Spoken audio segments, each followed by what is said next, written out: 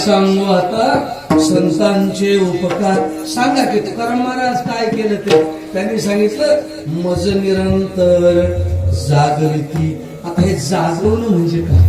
संतांचे उपकार सांगितले, मला जाग केलं संतांनी. जाग केलं म्हणजे नेमकं काय केलं तर थोडक्यात विचार करू. 2 मिनिटं पांडुरंगाचं टाळी वाजून सगळ्यांनी भजन करा. विठोबा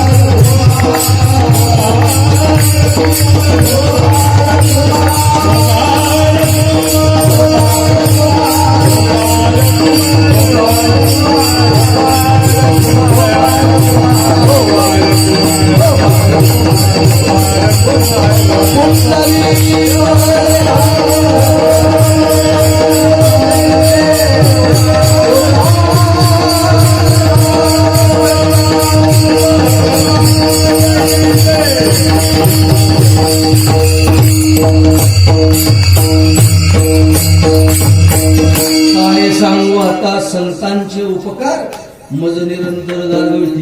तुकाराम महाराज कोणाला जागविले तुम्ही एकदम नाव तर सांगा. उग जागविती म्हणून सोडून देतात. तुकाराम महाराजांनी किती नाव सांगू तुला. आयसे जागविले अवघे जन. तुम्ही सगळ्याला जाग केलो पण लोक जागवायला गेले तर आम्ही काय करू. आयसे जागविले अवघे जन होते संचित तीही केले दान. आणि तुका म्हणे दुबळी कोण कोण तिने वासुदेवाशी विसरून घाल. असं का सगळ्याला जाग केलं तुकाराम म्हणे. तुका म्हणे जातो साधावीत वाटे भेटेल तरी भेटे कोणीतरी. लोकांना जाग करायचं आमचं काम आहे, आम्ही करतो. महाराज जाग करता म्हणजे काय करता होतो. आणि एक लक्षात ठेवा, जाग करणारा माणूस कोणाला आवडत सांगा. झोपलेल्या माणसाला जाग करणारा माणूस आवडते काय सांगा की. सगळ्यात राग कोणाचा येत असेल तर जाग करणाऱ्या माणसाचा. आणि इथं तर उपकार आहे तो म्हणायचे. जाग करणारा माणूस बरं वाटलं मला. झोपी घालणारा माणूस आवडतो म्हणून तर माय काय आवडते थापती ते म्हणजे. माय काय आवडते, माय काय करते थापटी ती झोपी घालते. आता बघा थापटीणारी माय बरी की जाग करणारी माय बरी. कोणती माय चांगली. जाग करणारी माय कोण चांगली म्हणजे महाराज. थापटीणारीच माय. आता सगळ्या जगात माय आहेत ते लेकराला थापटीतातच. लक्षात ठेवा, एक माय अशी जन्माला आली जिनं थापटीलं नाही जाग केलं. तिचं नाव मदालसा. या माईनं थापटीलं नाही लेकराला. तिनं सांगितलं उठ परी ये दे मदालसा.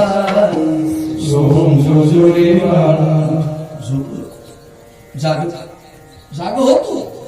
जागा होई करी हिताचा सायास. तुका म्हणे हाय करी सीमा. हाय करीत बसावं लागेल. उठ बाबा उठ उठ उठ उठ. उठा जागे वारे.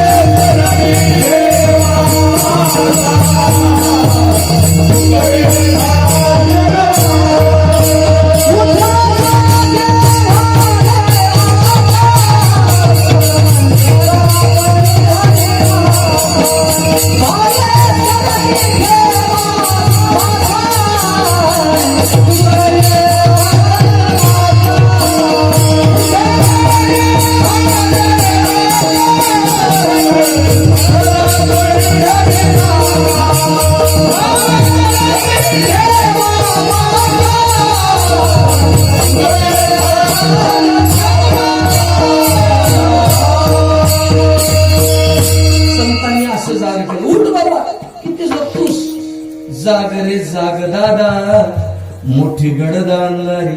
किती वेळ झोपतोस बाबा? हा, जन्मच्या जन्म गेले झोप.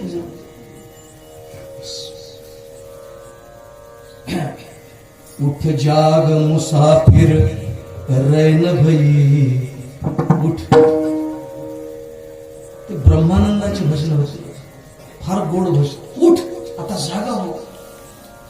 ब्रह्मानंदाचं भजन होतं. आम्हाला गरज कशाचीच नाही, फक्त देवाची. ब्रह्मानंद म्हणायचे, मुझे है काम ईश्वर से, जगत रूठे तो रूठन दे. मला कोणाची गरज नाही. साधू संतांनी आम्हाला जागा केले, आम्ही ते काम करणार. काय केलं हो? जागा केलं म्हणजे काय केलं? जागा केलं तर कोणाला आवडत नाही, फापटून झोपी घातलेला आवडते. आता तुम्ही एक नाव सांगितलं, त्या मदालसेनं जागा केले. एक बाई असं पुष्कळ लोक आहेत, त्या संत कोटीतल्या बाया. गोपीचंदाच्या आईनं मैनावती तिचं नाव, त्याला जागा केलं. कसं जागा केलं? त्या गोपीचंदाला त्याच्या बायका स्नान घालीत होत्या आणि त्याचा एक केस पांढरा झाला होता, एकच. त्या बाया हळूहळू नोकू लागल्या. 700 बायका होत्या त्या. आता एवढ्या बायका झाल्या, एखादा केस सुटल्याला पहिले जड आहे. आता आपल्याला एकच बायका काय काय उठते आपल्या नादीत लागत. तुझे केस पांढरे होते, पिवळे होते, आग लागते. एक केस पांढरा झाला. स्नान घालता घालता त्या गोपीचंदाच्या बायकोनं एक केस उपटला मला. त्याची आई वर बसली होती जिन्यावर. तिनं बघितलं आणि तिला वाईट वाटलं आणि तिच्या डोळ्यातून पाण्याचा थेंब पडला. ते गोपीचंदाच्या अंगावर पडला. त्यानं बघितलं पाण्याचं, ते थेंब पडलेला कसं कळालं? आंघोळ करताना आंघोळीचं पाणी हे गरम असते आणि डोळ्यातलं पाणी हे थंड असतं. ते थंड पडलेला पाण्याचा थेंब त्यानं वर बघितलं तर काय? आई रडायला. त्यानं स्नान आटोपलं गेला. आई, तू माझ्यासारखा पुत्र असताना रडणं काय? काय तुला कोण बोललं सांग? कोण बोट दाखवलं तुला? हात तोडून टाकतो त्याचा, सांग कोणा काय केलं? ती म्हणली, बापा मला कोणी काय बोललं नाही, तुझ्यासारखा चांगला राजा आहे, पुत्र आहे माझा, मला कोण काय बोलले? मग तू रडलीस का? तुझ्या डोळ्यावरचं पाणी काल. ते म्हणले, मी बाकी कशा करताय रडले नाही, तुला तुझ्या राण्या स्नान घालीत होत्या, तुझ्या केसाचा डोक्याचा एक केस पांढरा झाला आणि ते उपटून काढला. म्हणजे मग तिचं रडायसारखं काय नाही? गोपीचंदा, काही जरी असलं, तुझं राज्य किती जरी चांगलं असलं तरी बाळ, केस पांढरा झालाय, आज ना उद्या यम येईल न्यायला. आता जागा हो. काले बाल सोफत भयो, खबर पकरो तुका कयो. आता काळे केस पांढरे व्हायला सुरू झाले. आता यमाला यायला काही वेळ लागणार नाही, सावधान हो. एवढंच बोलली मला. आणि गोपीचंदानं एकच वस्त्र गुंडाळलेलं, अंगावर पूर्ण राजाचा ड्रेस नव्हता, एक असं धोतर नेसलेलं, एक उपरण अंगावर होतं. तिथंच माईला नमस्कार केला आणि तिथून तसाच निघाला. आईने सांगितलं, कुठं कुठं कुठं? बस बस बस. आता अरे म्हणली, जेवण वगैरे? जेवण नाही म्हणलं. आता जेवण नाही, काय नाही. काय करतो बाळ? म्हणजे जंगलात जातो, तपश्चर्या करतो. आणि ज्या काळाची तू मला भीती दाखवलीस त्या काळावर विजय मिळूनच घरला येतो.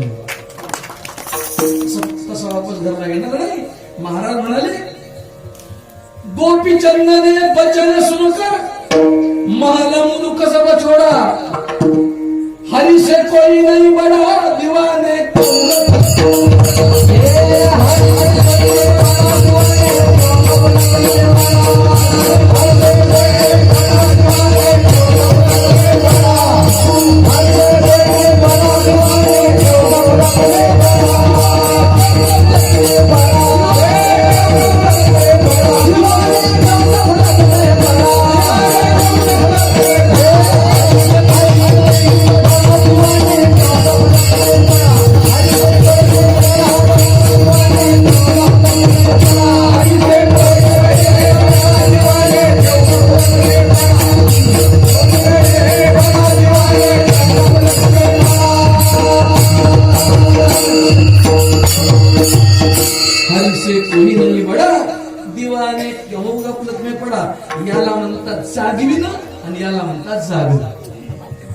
जागविणं कशाला म्हणतात कळलं? याचं ना या मैनावतीनं जे केलं त्याला म्हणतात जागविणं, आणि गोपीचंदानं जे केलं त्याला म्हणतात जागणं. मज निरंतर जागविती. काय म्हणता महाराज? तुकाराम महाराजाला राहावंच ना झालं. उपकार वर्णन करा वाटले, जमलं नाही, ते दिल सोडून. म्हणजे महाराज एवढं या लोकांनी केले, काहीतरी पानफुल द्यावं की या लोकांनी. तुकाराम महाराज द्यावं काही खराय गोष्ट आहे, पण त्यांनी केलेले उपकार आणि तुम्ही देणारी वस्तू याचा काही मेळ बसावं. एखादा माणूस गंगेत बुडू लागला, कल्पना करा, आणि एका माणसानं आपला जीव धोक्यात घालून त्याला वर काढलं. मग आता केवढे उपकार झाले याच्यावर? त्यानं सांगितलं मी बुडताना तुम्ही मला गंगेतून वर काढलं, तुमचे माझ्यावर उपकार झाले, आणि तुमच्या उपकाराची फेड करण्याकरता मी आलो. हे घ्या, हे तंबाखू आणि चुन्याची डबी. काय तो 16 आम्ही खा म्हणला. नाही, मी कधीच खाल्लो नाही, आता सुरू करा म्हणलं. कारण मला सांगा, याचे प्राण वाचवणाऱ्याचे उपकार तंबाखू फक्त असंच आहे. एखाद्यानं तुमचा प्राण वाचवावा आणि तुम्ही त्याला चुन्याची डबी देऊन उपकार फेडण्याचा प्रयत्न करावा. तसंच संताला काही देणं असंच दिलं जातं. काय देतात? काय अलीकडे काय झाले, घेणारे लोक ज्याच झाले, मग त्याच्यामुळे ते देणाऱ्याची किंमत झाली. लक्षात ठेवा, देणारा श्रेष्ठ नाही, घेणारा श्रेष्ठ आहे. तुम्ही जर एखाद्याला जीव घातलं, जीव घालणारा मोठा की जेवणारा मोठा? क्या बात, बरोबर आहे. जेवणारा मोठा. का जेवणारा मोठा? तुम्ही म्हणले बरोबर आहे. का जेवणारा मोठा? जेवणारा मोठा की त्याचं पोट मोठं? जेवणाराच मोठा, बरोबर आहे ते. त्याचं उत्तर असं आहे, जेवणारा का मोठा? अरे तुझ्या घरचं अन्न खाल्लंय, एवढं अन्न खाऊन तुला अतिथीचं त्यानं पुण्य प्रदान केलं.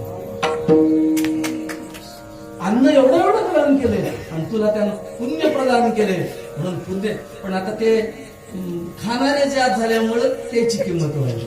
नाहीतर खाणारा श्रेष्ठ आहे, खाऊ घालणारा नाही. देणारा श्रेष्ठ आहे, नाही घेणारा श्रेष्ठ आहे. का घे? अरे तुझं त्यानं दान स्वीकारून तुला दातेपणा मिळाला. त्यानं जर दान घेतलं नसतं, है ना, 100 दवाओं का काम करती है, एक ही दुआ और अमीरों की इज्जत बढ़ाने के लिए गरीब पैदा हुआ. जगात गरीबच नसतात तर श्रीमंताला तरी कोण विचारत नसतं. लक्षात ठेवा. म्हणून मैनावती सारखं जागवणं आणि गोपीचंदासारखं जागणं. काय द्यायचं मग यांना? काय द्यावे? काय देण्यासारखं नाही. दिलेली वस्तू त्यांच्या उपकारापेक्षा फार कमी आहे. त्याशी व्हावे उतराई ठेविता पाहिजे. काही माणसं काय देतात? एकाच्या बायकोचा वाढदिवस होता, बाजारात गेला, लॅकिट आली, गळ्यात घातली, हॅपी बर्थडे टू यू. ती म्हणजे थँक्यू. ते केक कापला, तिच्या तोंडात घातला, तिने ते वचमच खाल्ला. असं थोडस काढलं, तिच्या गालाला लावलं. ते कुठं लावतात आपल्याला विधी. आता मला गंध कुठं लावतात एवढं माहित आहे, केक कुठं लावतात काही माहित नाही मला. तिकडं गाळाला लावला, काहीतरी केलं, सगळं झालं. दोघे जण सोफ्यावर मस्त चहा पीत बसले. बायकोनं हळून विचारलं राहिलं, म्हणजे काय माझ्या वाढदिवसाला तुम्ही लॅकिटची गिफ्ट दिली? हो, पण मला एक खरं सांगायचं, काय सोन्याचं आहे की? काय बोलतीस म्हणला तू? माझ्यासारख्या सज्जन माणसावर शंका घेतली. सोन्याचा आहे की? 100% सोन्याचा आहे. मला तेच विचारायला म्हणजे सोन्याचं 100% सोन्याचं आहे. पण समजा इतक्यावर जर सोन्याचं नसलंच तर 15 रुपये वया गेले. गोष्ट संपली. 15 रुपयाला लॅकिट येते, बिस्लरी येणं आली.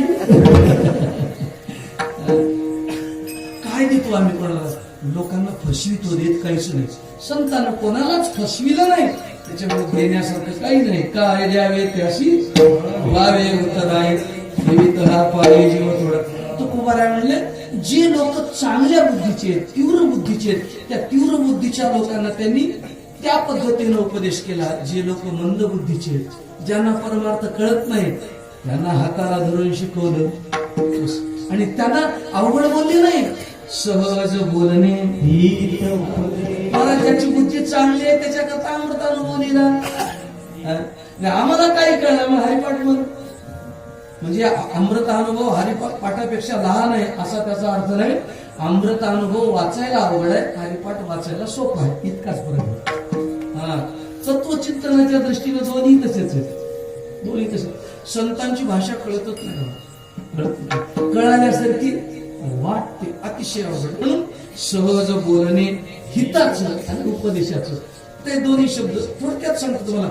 बरेच माणसं हिताचं सांगतात पण ती उपदेशात जमून उपदेश, त्याला उपदेश म्हणता येणार, हिताचं सांगतात. शेताकडे काय असं केल्यावर सोयाबीन कसं आहे, हिताचं आहे की उपदेशाचं? हा, त्याच्या हिताचं आहे, पण याच्यात उपदेशाचं काय? सोयाबीन म्हणले हे उपदेशाचं झालं म्हणून साधू संतांची गरज. भजन कर हा उपदेश आहे की हिताचं आहे? हिताचं आहे. संतांना तसं केलं नाही, हिताचं सांगितलं आणि उपदेशाचं सांगितलं, दोन्हीची सांगण लावली. हे कर याच्यात तुझं हित आहे आणि असं कर हा संतांचा उपदेश आहे. हिताची गोष्ट सांगितली, उपदेशाची सांगितली. हित उपदेश सहज जर ना गेलं तर करोणी सायास शिकवली. पुन्हा सांगून त्याला शिकवलं. काय द्यावे त्याशी व्हावे उत्तराई, ठेविता पायी जीव थोडा. अभंगाचा उपक्रम आणि उपसंवाद दोन गोष्टी सांगून सेवा परिपूर्ण करू. मी भरपूर वेळ घेतला, 11 वाजले. बोलण्याच्या नादात आनंदामध्ये किती आनंद यायला मला, पुष्कळ भरपूर आनंद यायला. माझी एक विनंती राहील, तुमच्यावर काही म्हणजे लागणार झालं मी तर आता शेवटी गावकरी आम्ही सगळी साथ देऊ तुम्हाला, बरोबर आहे ना? तुमच्या जीवावर बोलावं काय, तुम्ही निघून जाता. आणि सैनिक आहेत बाबा आमचे, तुमच्या जीवावर सगळं बोलायला मी. या टाळकऱ्याच्या जीवावर मी गावकऱ्यांना विनंती करतो की हा सोहळा रामराव महाराजाचा प्रतिवर्षी करायला काही हरकत नाही. एक दिवशी आम्ही येऊ कीर्तन करू, आम्हाला जे काही येत आहे ती सेवा तुमच्या चरणाऱ्यावरती सादर करू. कशा दरवर्षी करायचा सोहळा का बाबा? एक केलं एका वर्षी केला तर पुन्हा तेच काय? एवढ्या करता करायचं की साधू पुरुषाची कृतज्ञता व्यक्त केली पाहिजे. आणि त्या सोहळ्याच्या निमित्तानं साधू संत गावात तुमच्या येतील आणि गावामध्ये एक भक्तिमय वातावरण निर्माण होईल. याकरता हा सोहळा आपण आपल्या परीनं, मला काही कोणाचा परिचय नाही, आता हळूहळू सगळ्याचा परिचय होईल.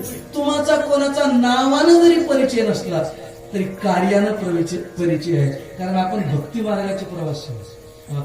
मोटरत बसलेल्या सगळ्या माणसाची ओळख नसली तरी एका गावाला चाललो हे काय नसं ओळख त्याची नसू द्या, काय वेगळं. पण मोटर एका त्या गावाला जायची म्हणून तर त्या मोटरत बसलो ना, परिचय नसला तर काय होतं. तसं आपण अध्यात्म मार्गाचे प्रवासी आहोत, भक्ती मार्गाचे प्रवासी आहोत.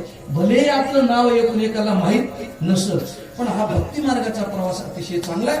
प्रतिवर्षी हा उत्सव गावकरी मंडळींनी करावा. आम्ही सगळेजण आनंदानं या उत्सवात सहभागी होऊ. म्हणून संतांबद्दल जे बोलले, करोणी सायास शिकविती, अभंगाचा उपक्रम आणि उपसंवाद दोन गोष्टी सांगून आपली सेवा समर्पित करू. या अभंगाची सुरुवात केली. काय सांगू आता, या अभंगाची सुरुवात झाली. अभंगाचा शेवट काय? धेनुची चित्ती. अभंगाची सुरुवात संतांच्या उपकाराचं वर्णन करण्याने, म्हणजे उपकाराबद्दल बोलण्यानं अभंगाची सुरुवात आहे. आणि अभंगाचा शेवट दृष्टांतानं. अभंगाचा जो शेवट आहे ना तो दृष्टांतानं आहे. आणि मग सुरुवात अशी केली आणि शेवट दृष्टांतानं केली, असं का केलं? त्याची काही संगती लागते. दृष्टांत मध्ये देतात, मधल्या चरणामध्ये दृष्टांत दिला असतो तर ठीक आहे, शेवटच्या चरणात तो करा मला कारण आहे ना.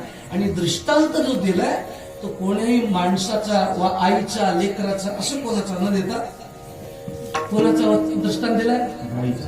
गायचा आहे म्हणून. हे गाय वासराचा दृष्टांत नाही. मला असंच वाटत गेले पहिले हे गाय वासराचं शेवटी, हे गाय वासराचं नाही. म्हैस वगैरे असं तर अजिबात नाही. गाय वासराचं नाही. ते कोण आहेत बघा, थोडस बारका आहे. धेनू आणि वत्स. कोण कोण आहे ते? धेनू आणि वत्स. गाय वासरू नव्हे, गाय वेगळी. तुम्हाला तुम्ही उगाच काय मिळालं होय हो, नवरी मध्ये बाई मध्ये फरक आहे की नाही? आहे की नाही? नवरी वेगळी बाई, तुम्ही कोणी आहे बाईला नवरी म्हणता का? म्हणताय ना, कोणी आहे नवरीला बाई म्हणतात? नवरदेव वेगळा, माणूस वेगळा. फरक आहे की नवरदेवात माणसं फरक आहे. नवरदेव माणूस झाला तो फार चांगला. तसं गाय वासरू वेगळं आणि धेनू वत्स वेगळं. काय फरक आहे दोन्ही मध्ये? गाय वासरात आणि धेनू वत्सात फरक काय सांगतो फरक. जी आपल्या पायावर उभं राहिले हो त्याला वासरू म्हणतात, आणि जी त्या वासराला दुग्धपान करीत नाही तिला गाय म्हणतात. न विलेली असली तरी तिला काय म्हणतात? गायच म्हणतात ना. जी वासराला पाजवीत नाही पण वासरू आपल्या पायावर चालते, काही नाही, तिचंच वासरू आहे, पण वासराचं तिचं काही तिच्यावर वासरू अवलंबून नाही, तिला गाय म्हणतात. आणि वासरू आपला चारा खाते, त्याला काय म्हणतात? वासरू म्हणतात. धेनू कोणाला म्हणतात? जी गाय नुकतच व्यालेली आहे तिला धेनू म्हणतात, आणि जी वासरू तिच्याशिवाय क्षणभर राहू शकत नाही त्याला वत्स म्हणतात. आणि वत्स हा शब्द का निर्माण झाला? वात्सल्य या शब्दापासून वत्स या शब्दाची निर्मिती. वात्सल्य म्हणजे माया, प्रेम. वात्सल्य शब्दापासून वत्स या शब्दाचा उभंग आहे, आणि कामना पूर्ण करणारी पासून धेनू या शब्दाचा उभंग आहे. आणि म्हणून धेनूच्या मागे एक शब्द लावलाय, काम धेनू. वत्स, कोणतं वत्स? वात्सल्यातून जे निर्माण होतं त्याला वत्स म्हणतात. म्हणून धेनू आणि वत्साचा दृष्टांत. हे गाय वासराचं नव्हे. तुका म्हणे वत्स, कळायला आपल्याला गाय वासरू म्हणायला काय हरकत नाही, समजते. गाय वासरू म्हणले की लवकर कळत, धेनू वत्स म्हणले की जरा अवघड जाते. दृष्टांत ते दिलंय. वासरासारखं वात्सल्य नाही, आणि धेनू सारखी मनातलं ओळखणारी दुसरी. जसं धेनूला वासराच्या मनातलं कळतंय तसं संताला समाजाच्या मनातलं. या समाजाला कोणत्या पद्धतीने शिकवावं, कसं वागवावं, है की नाही? करोनी सायास शिकवती. म्हणून धेनूचा आणि वत्साचा दृष्टांत दिलाय. तुका म्हणे वत्स, धेनूची चित्ती, आणि तैसे मज नेते सांभाळी. काय द्यावे त्याशी व्हावे उतराई, ठेविता पायी जीव थोडा. ज्ञानेश्वर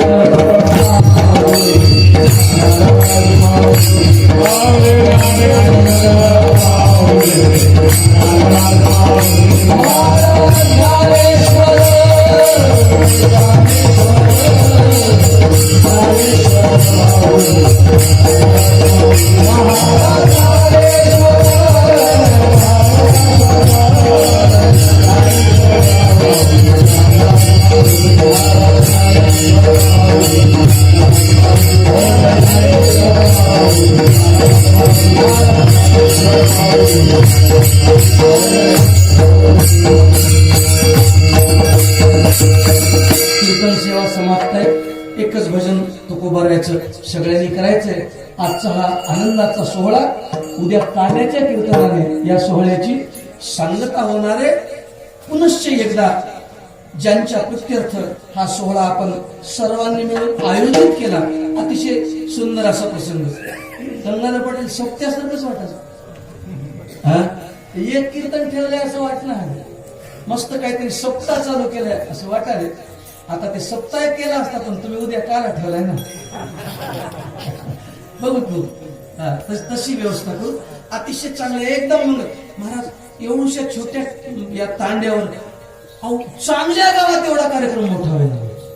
मोठे मोठे शहर बघितले तर आम्ही चौकडे, मोठ्या गावामध्ये एवढा मोठा कार्यक्रम आहे ना, छोट्याशा तांड्यावर इतका भव्य दिव्य कार्यक्रम झाला. हा कार्यक्रम येणाऱ्या भविष्य काळाचा मंगल सूचक आहे.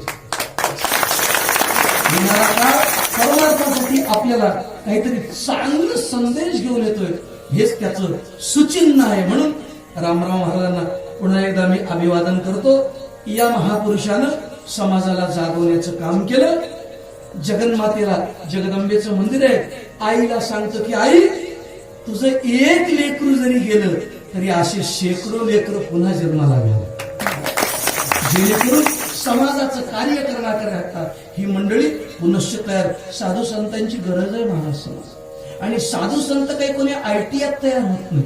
ती अंतःकरणाची वृत्ती आहे, ती उपजतच असावी. उपजताची ज्ञानी ही वृत्ती उपजतच असावी लागते. ह्या गोष्टी शिकून येत नाहीत. आणि म्हणून जगन्मातेनं आपल्याला सगळ्यांना आशीर्वाद द्यावा अशी भक्त मंडळी. आणि अजून एक आईला प्रार्थना करतो की जगन्माते, आमचं तर काही चालत नाही, आम्ही दुबळे माणसं, जीवत आम्ही, तुझं चालतंय, तू शक्ती आहेस. चांगल्या माणसाला थोडं आयुष्य जास्त दे की. चांगली होय महाराज, गुलाबाचं फुल लगेच सुकून जाते. काय बेशरमाचं सुकता सुकून. या कोरोनामध्ये चांगले माणसं मरून गेले आणि सडकला प्लॅटफॉर्मवर पडलेले भिकारी मरता मरणार. त्याच्या अंगाला माशा लागून लागून माशा मेल्या. ते अजून प्लॅटफॉर्मवर तसेच आहेत साक्षीदार म्हणून. येणाऱ्या सांगायला आम्ही कोरोना बघितलाय. काय गंमत असते. चांगलाच माणूस लवकर ते जगाला त्याची गरज असते. हो कशामुळे हे चांगली चांगली माणसं शंकराचे आहे 32व्या वर्षी, ज्ञानोबा आहे 22व्या वर्षी, छत्रपती शिवाजी महाराज काय 50च्या वर्षी, 43. काय हे कसे अल्पायुषी लोक असतात. येतात काहीतरी कार्य करतात निबंध. म्हणून आईला आमची विनंती, आम्हाला समजत नाही याच्यातलं काही, कोणाला किती दिवस ठेवायचं काय करायचं, शेवटी नियंत्रण कक्ष तिकडे आहे. पण आईनं आमची विनंती मान्य करावी. चांगले माणसं राहिले पाहिजे, भजन चांगलं झालं पाहिजे. भजनी 4 दिवस जगला तर चांगला प्रसार करून जाईल. गुलाबाचं फुल 4 दिवस टिकलं तर सुगंध दरवळेल. आणि हा भजनाचा सुगंध, हा संस्काराचा सुगंध, हा वारकरी संप्रदायाचा सुगंध या पंचक्रोशीत दरवळावा अशी मंगल कामना या निमित्तानं करतो. आणि परत परत रामराव महाराजांची सेवा करण्याकरता आम्हाला संधी मिळावी. आपण सगळे मिळून तुमच्या भागाचं भूषण आमचे शास्त्री महाराज या ठिकाणी विद्यमान. मी लहानपणापासून बघतो महाराज, लहानपणापासून एकदम शांत व्यक्तिमत्व, आपल्या आपल्या आनंदामध्ये राहायचं, 4 लोकांना जमला तसा उपदेश करायचा. तुमच्यासोबतच वारीला येत होते. रामराम माघ महिन्याची इथून पायी वारी काढली. पायी वारी सोपी गोष्ट आहे. सोपी ते करणाऱ्यानंच करा, करणाऱ्यानंच करा. मोटर बसून चेहरे माणसाचे सोपं. घरी आल्या बरोबर ओळख येते माणूस. पंढरपूरला गेलं का, हा तोंड उतरले आणि वाटलं. आणि याचं तोंड कवा चढलं होतं. कसं गेलं पण मोटर न गेलो. एसटीनं जाऊन चेहरा उतरतो, पण पायी जाणाऱ्याचा चेहरा प्रसन्न असतो. पायी गेलेला माणूस ज्यावेळेस पांडुरंगाच्या समोर जाऊन उभा राहतो त्यावेळेस त्याला छाती काढून म्हणू शकतो की तुझ्याकरता चालत आलो रे, तुझ्याकरता चालत आलो. पांडुरंगाने जर विचारलं आपल्याला का माझ्याकरता तू का चालत आलास, तर त्याला एवढंच सांगा, या जगात तुझंच चालतंय म्हणून तुझ्याकरता चालत आलो. तुझ्याशिवाय कोणाचंही चालत नाही म्हणून चालत आलो. नाचत जाऊ त्याच्या गावाने, खेळया सुख देईन विसावा. म्हणून हा मंगलमय सोहळा या ठिकाणी झालाय. समाधीचं तिथं काही कामही झालंय आणि त्यांची सगळी व्यवस्था करते. बाकी सगळे काम होतील. आपल्याला सगळ्यांना पुनश्च एकदा विनंती की रामराव महाराजांनी हे घालून दिलेली वाट, या वाटेनं आपण मार्गक्रमण करावं आणि आपलं जीवन सार्थकी लावावं, आपलं जीवन मंगलमय बनवावं अशी मंगल कामना, शुभकामना करतो. सर्वांना वंदन करतो आणि आजच्या सेवेला याच ठिकाणी विराम देतो. सगळ्यांनी तुकोबाराचं टाळी वाजून भजन करा. तुकाराम